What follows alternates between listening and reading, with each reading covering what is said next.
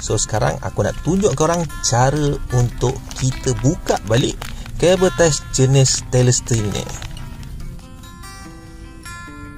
Kalau jenis nylon tadi, korang bolehlah potong kalau malas.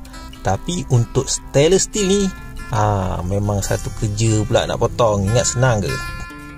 Cara kita nak pakai kabel ties jenis stainless steel ni lebih kurang je macam kabel ties tadi. Kita masukkan dia kat dalam lubang tu.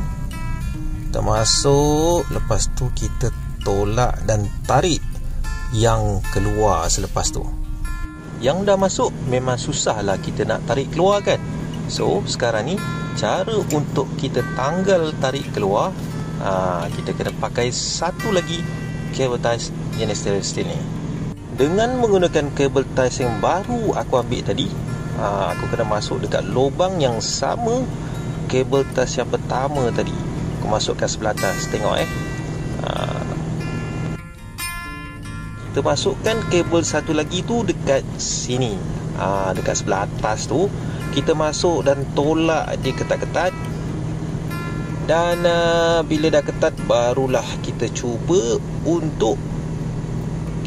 untuk menarik yang kabel ties yang mula-mula tadi tu.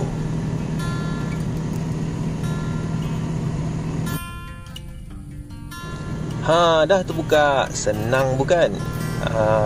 Tak adalah susah sangat.